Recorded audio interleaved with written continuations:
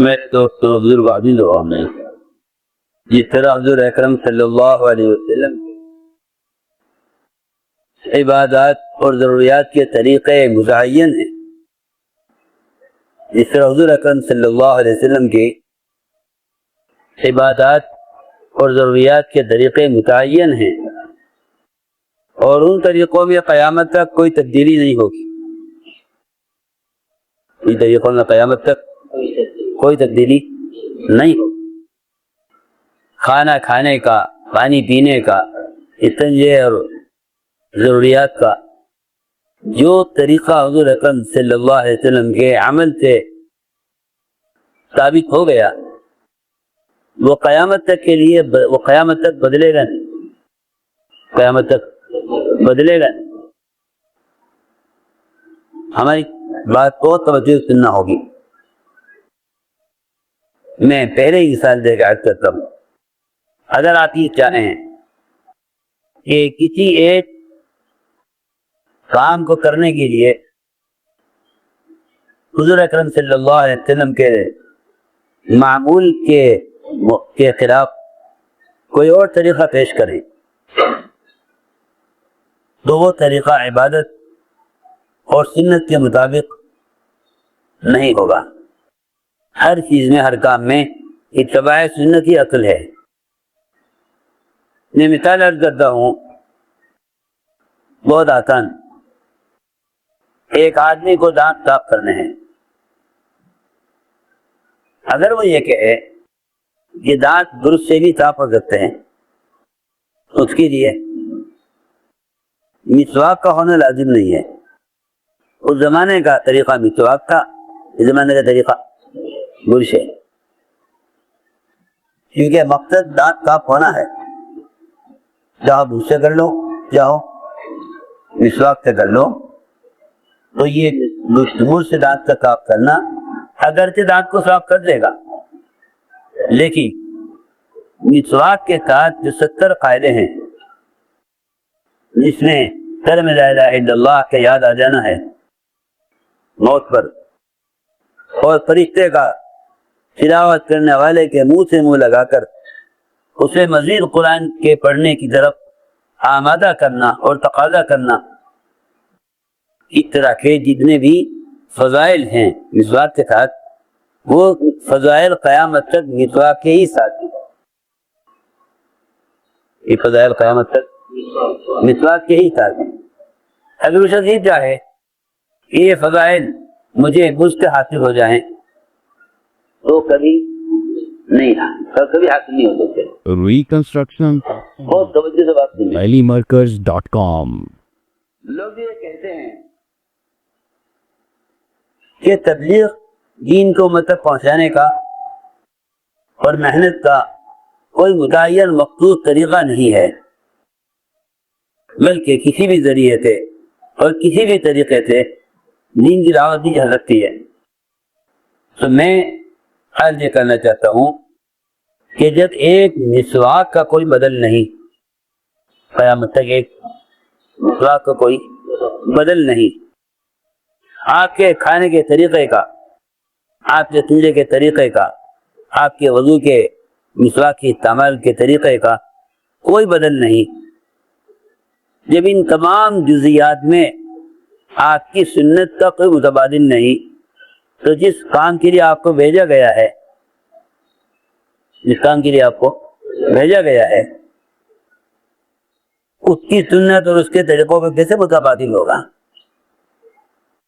اس بات کو تھوڑا سا اپنے دل و دماغ کو متوجہ کر کے، اپنے دل و دماغ میں وسعت پیدا کر کے اس بات کو سمجھنا ضروری ہے۔ اس طرح آپ صلی اللہ علیہ وسلم عبادات کے طریقے لائے، صلو کما رأیتمونی اصلی، نماز اس طرح پڑھو جس طرح تم مجھے پڑھتے ہوئے دیکھ رہے ہیں۔ ایسے حضور اکرم صلی اللہ علیہ وسلم کا دعوت کا بھی ایک طریقہ ہے اور تربیت کا ایک طریقہ ہے، یوں نہیں کہ آپ کسی بھی طریقے سے دین کی بات پہنچا دیں۔ یہ دعوت و تبلیغ کا فریضہ ادا کرنے کا بھی مخصوص طریقہ ہے جس طرح نماز پڑھنے کا، کھانا کھانے کا، وضو کرنے کا اور تمام ضروریات زندگی کے مخصوص طریقے ہیں۔ اصل بنیادی بات سب سے پہلے یہ کہ حضور اکرم صلی اللہ علیہ وسلم اس طرح امت کو آپ نے دین سکھلایا، اس طرح امت کو آپ نے دین کی دعوت بھی سکھلائی۔ اس زمانے میں ایک سب سے بڑا دھوکہ یہ لگا کہ کسی بھی ذریعے سے دین کی بات پہنچا دینے سے آدمی دعوت کے فریضے کو ادا کر لیتا ہے۔ حالانکہ میں عرض کر چکا، جس طرح نماز کا فریضہ، روزے کا فریضہ اور باقی تمام ضروریات زندگی کے طریقے ان کے ادا کرنے کا مخصوص متعین طریقہ ہے، اس طرح دعوت اللہ کا بھی ایک مخصوص اور متعین طریقہ ہے۔ جس طرح ہر لائن کی سنتوں کو عمل کے ذریعے، ہر لائن کی سنتوں کو زندہ کرنا اس امت کے ذمہ ہے، اسی طرح دعوت اللہ کی اس مبارک سنت کو زندہ کرنا بھی امت کے ذمہ ہے۔ محنت کر کے وہ طریقہ تربیت اور محنت کر کے اجتماع اعمال کو وہ ماحول قائم کرو جو ماحول محمد صلی اللہ علیہ وسلم نے اور آپ کے صحابہ نے محنت کر کے قائم کیا تھا۔ ہم جس طرح عبادات میں آزاد نہیں، کھانے پینے میں آزاد نہیں، اور زمانے کے رخ سے اور زمانے کے مزاج سے اور رواج سے ان تمام عبادات کا کوئی تعلق نہیں، اسی طرح دعوت اللہ بھی رواج اور زمانے کے خلاف چلے گی۔ حضرت فرماتے تھے کسی بھی ذریعے سے دین کا پیغام پہنچا دینا تبلیغ نہیں ہے، کسی بھی ذریعے سے دین کا پیغام پہنچا دینا تبلیغ نہیں ہے، کسی بھی ذریعے سے دین کا پیغام پہنچا دینا تبلیغ نہیں ہے۔ دعوت اور تبلیغ وہ تو خود دین کے پیغام کو عملی طور پر لے کر پھرنا عقل ہے، پھرنا عقل ہے۔ ہم سب غور کریں اس وقت کہ محمد صلی اللہ علیہ وسلم کا دعوت اللہ کا طریقہ کیا ہے۔ جیسے ہم تحقیق کرتے ہیں کہ آپ صلی اللہ علیہ وسلم کے لباس کا طریقہ کیا، آپ کے کھانے کا طریقہ کیا، آپ کے سجدہ وضو کا طریقہ کیا، ایسے ہر مسلمان کے دل میں لازم ہے کہ وہ اسی لیے تحقیق کریں کہ آپ کا دعوت کا طریقہ کیا ہے۔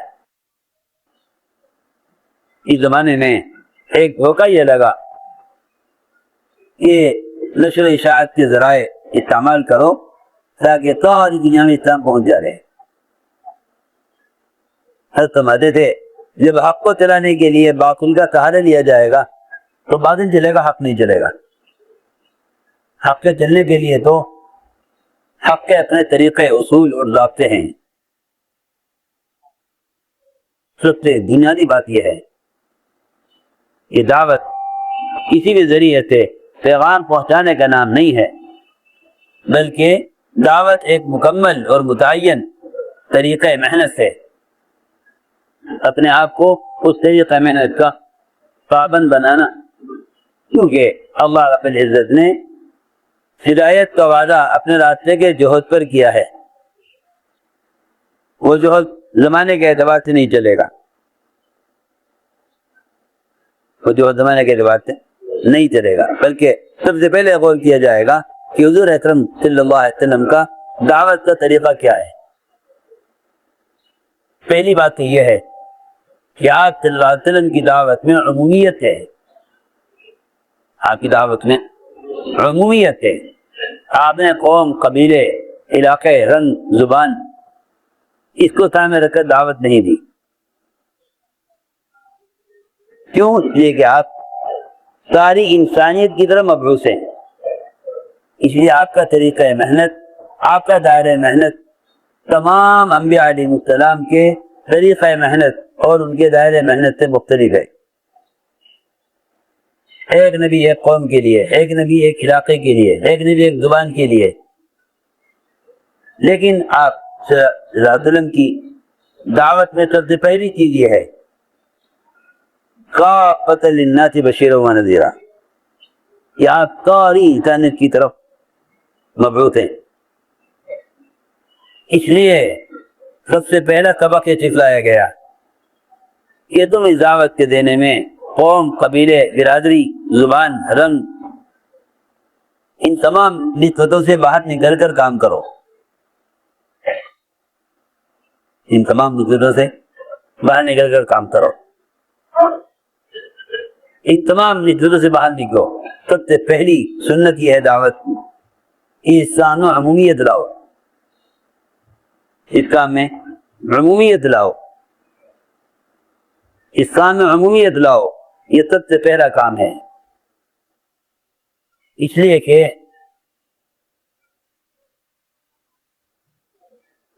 علاقائیت اور قومیت کی بنیاد پر کام کرنے سے فرقے بنتے ہیں، امت نہیں بنتی.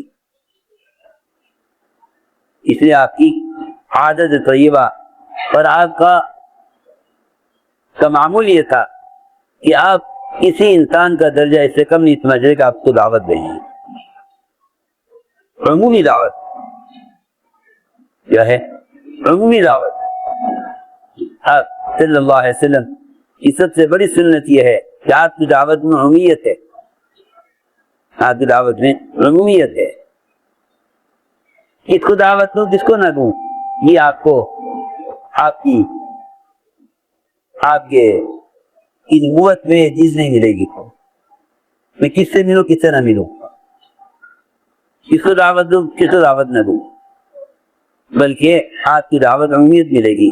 جو طلب آپ کے دل میں ابو طالب محسن کی ہدایت کی ہے، وہی طلب آپ کے دل میں ابو جہل جیسے بوذی کی ہے. ابو جہل جیسا بوذی خود کے ہدایت کی بھی ایسی ہی تمنا جیسے محسن ابو طالب ان کی ہدایت کی تمنا. دونوں کی تمنا ہدایت برابر. یہ نہیں کہ ان کی ہدایت کی تمنا زیادہ ہے کہ ہمارا ساتھ دیتے ہیں، ان کی ہدایت کی تمنا نہیں ہے کہ یہ زیادہ ستاتے ہیں. محسن ہو یا بوذی، آپ کے یہاں دونوں کے لیے ہدایت کی تمنا برابر. جو کوشش ابو جہل کی ہدایت کی وہی کوشش ابو طالب کی ہدایت. اس لیے بنیاد کیا یہ سب سے بڑی سنت انفرادی دعوت دینا ہے. سب سے بڑی سنت انفرادی دعوت دینا ہے. ہمارے ریاست کے ملفوظات میں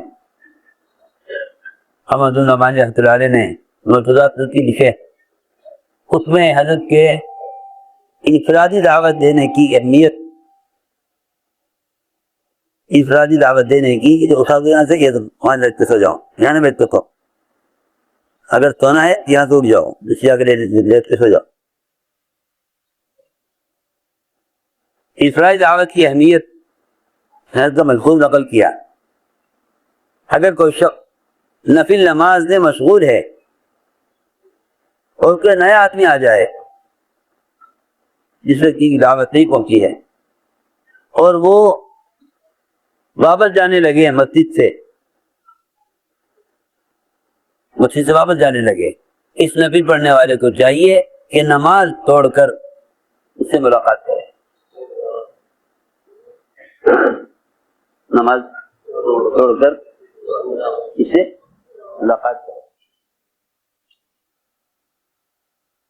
نفل نماز پڑھ رہا ہے اور آنے والا آ کر واپس جا رہا ہے، یہ نماز توڑ کر پہلے سے ملاقات کرے.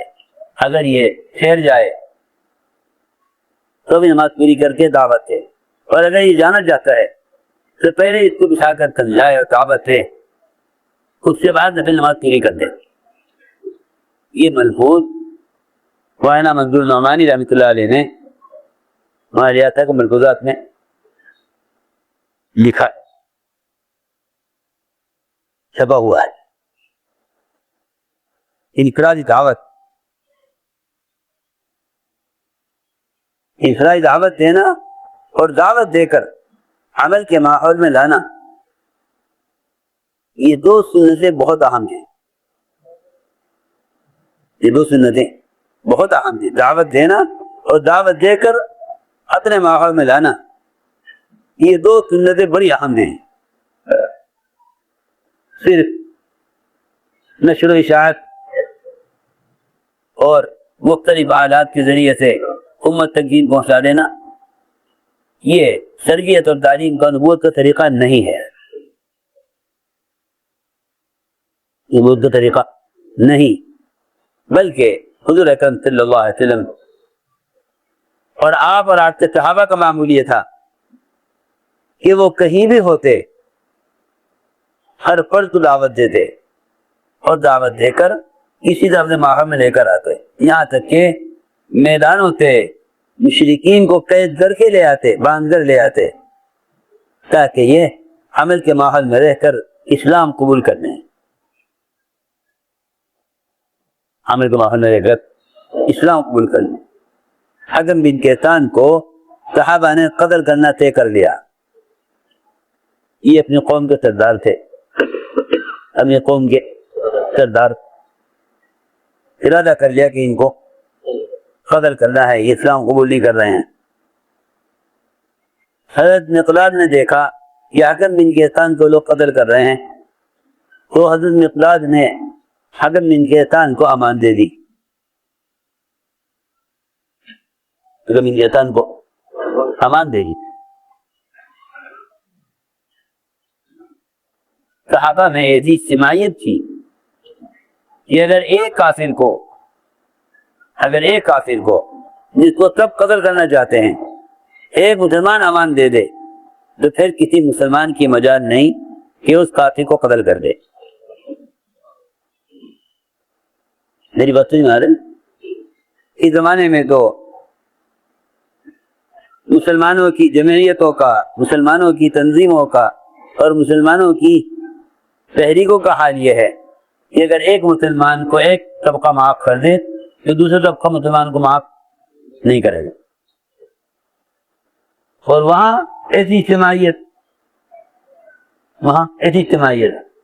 کہ اگر ایک کافر کو سارے مسلمان مل کر قتل کرنا چاہیں اور ایک مسلمان اس کافر کو امان دے دے تو یہ کافر سارے مسلمانوں کے درمیان محفوظ ہو جاتا، یعنی اب کوئی کسی نہیں کہہ سکتا کیونکہ ہم میں سے ایک مسلمان نے اس کو امان دے دی۔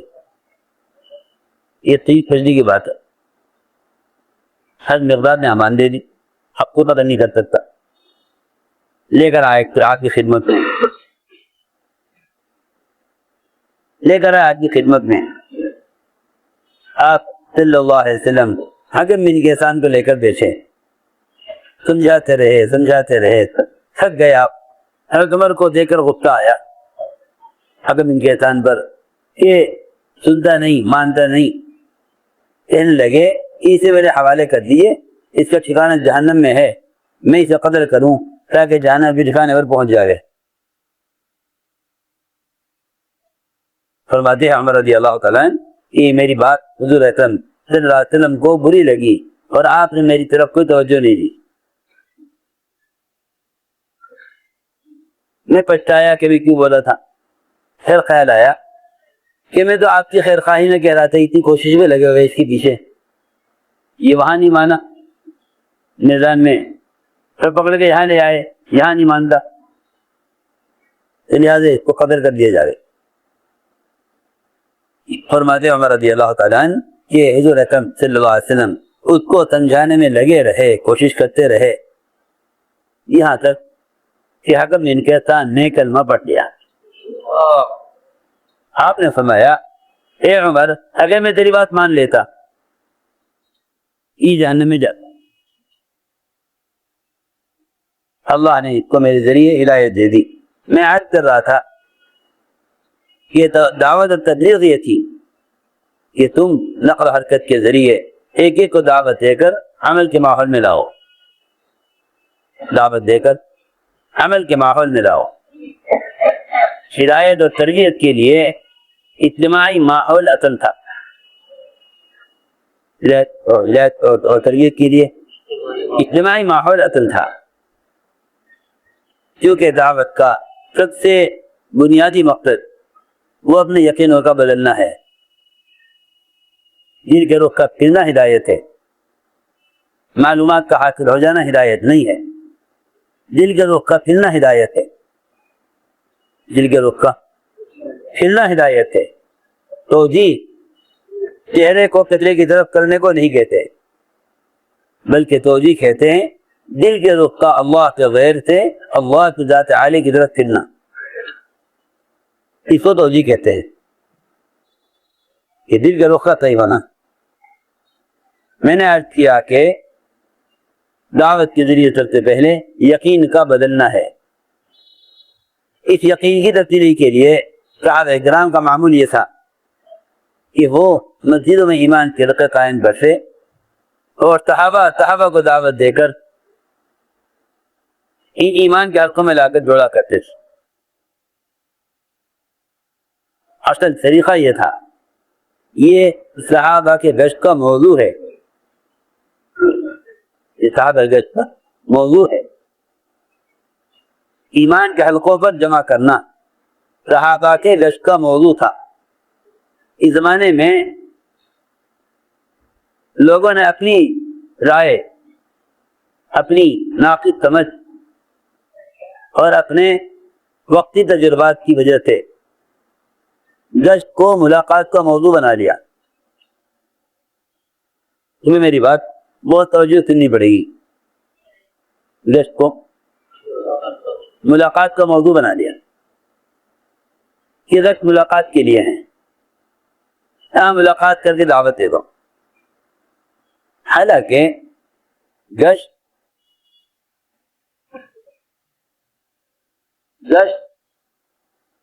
مسجد میں ایمان کے حلقوں پر جمع کرنے کے لیے تھا. گشت مسجد میں ایمان کے حلقوں پر جمع کرنے کے لیے تھا. اس میں صحابہ کے گشت کا مقصد بتانا چاہتا ہوں تاکہ یہ گشت اور ملاقاتیں یہ کوئی رسم بن کر نہ رہ جانے اور ایسا رواجی عمل نہ بن جاوے کہ جب دل چاہا کر لیا، جب دل نہ چاہا چھوڑ دیا. بلکہ ہمیں معلوم ہونا چاہیے کہ صحابہ کرام کے جشن کا موضوع کیا تھا، صحابہ کے جشن کا موضوع کیا تھا، وہ کیوں کیا کرتے تھے. صحابہ کی جشن کا موضوع صحابہ کو ایمان کے حلقوں پر جمع کرنا ہوتا تھا. معاذ بن جبل سید العلماء وہ ملاقاتیں کرتے اور کہتے کہ آؤ بیٹھو ہمارے ساتھ ابر پر ایمان لے آویں. حضرت فرمایا کرتے تھے رضی اللہ تعالیٰ عنہ، ایک اس کے دونوں کے ہاتھ پکڑتے اور کہتے آؤ ہمارے ساتھ ابر پر ایمان لائیں گے. حضرت بن رواحہ رضی اللہ تعالیٰ عنہ وہ ایک ایک سے ملاقات کرتے اور کہتے کہ آؤ چلو ہمارے ساتھ ابر پر ایمان لائیں گے. حضرت فرمایا کرتے تھے یہ کام میں اس لیے کرتا ہوں تاکہ میرے ایمان میں کمال پیدا ہو. معلوم ہوا کہ یہ گشت صحابہ پر بھی کیا کرتے تھے. اس زمانے میں لوگ یہی سمجھتے ہیں کہ دعوت صرف کافروں کو دعوت دیتے تھے.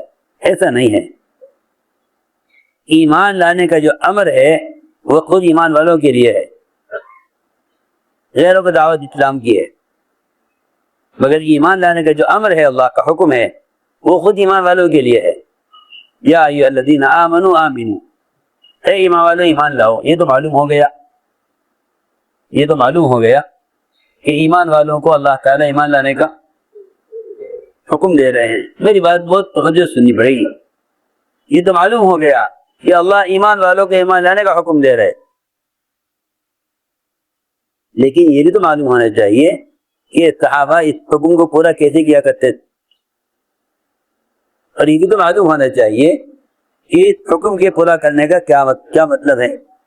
اس حکم کے پورا کرنے کا مطلب یہ ہے کہ وہ کام کرو جس سے تمہارے ایمان میں سادگی اور ترقی اور ایمان میں کمال پیدا ہو.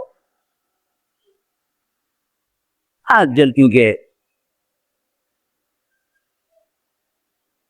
عام طور سے لوگ اس دعوت کے کام کو صحابہ کی سیرت میں، حضور اکرم صلی اللہ علیہ وسلم کی سنتوں میں اس کو غور نہیں کرتے،